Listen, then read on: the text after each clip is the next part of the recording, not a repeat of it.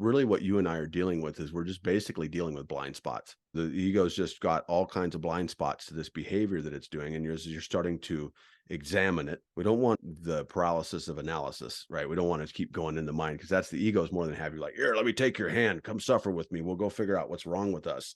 And it's like it'll run you off to do all this stuff. And so when we see these things, we want to see that layer up because if you can see that little bastard, that's the thing. It doesn't want to be seen. But that is the thing that is very, very close to the core of the problem. So can I see the truth of what's going on and face it and be okay with it? Hey, oh, there it is. All right, ego, you win this round. You bringing all these things in, but that's not helpful right now. Or when I see this thing, ugh, I was doing it again. That's it. It just moved and we didn't see it. It's like a snake. It just went across. And what we have to do is when it's like, we catch that thing and say, now, okay, we're not trying to be cruel with it, but it does need to be caught.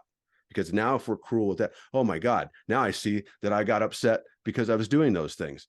Ah, damn, it just did it again and we missed it. That's an autonomous movement. And that particular part is constantly fragmenting and layering up based on some sort of attack or punishment or grievance. And so can I feel that grievance come through when I recognize that it's bringing in all of this stuff? It's bringing in all this stuff that it's scared.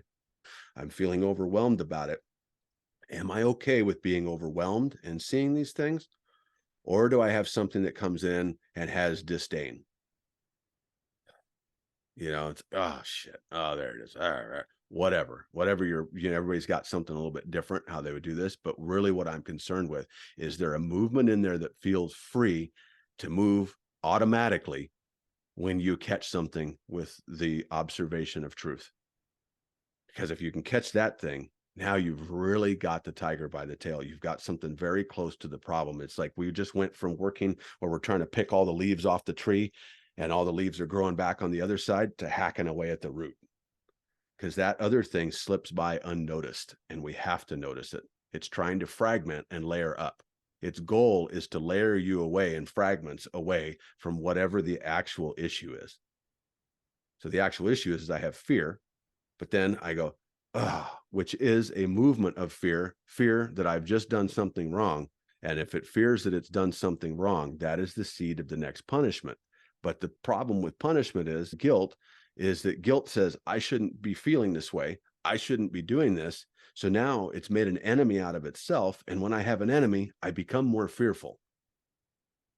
And so I think you can see the problem here is that if fear is driving all of this, and now I've got an enemy within myself, and that makes me more fearful, this is the edge of the rabbit hole. This is how I'm diving down. And then pretty soon I'm not left with anything to go about my day-to-day business or to sense peace in any way, shape, or form. See if there's something else that's missed, something subtle, very small that's coming in that has disappointment or disdain or attack or anything like that.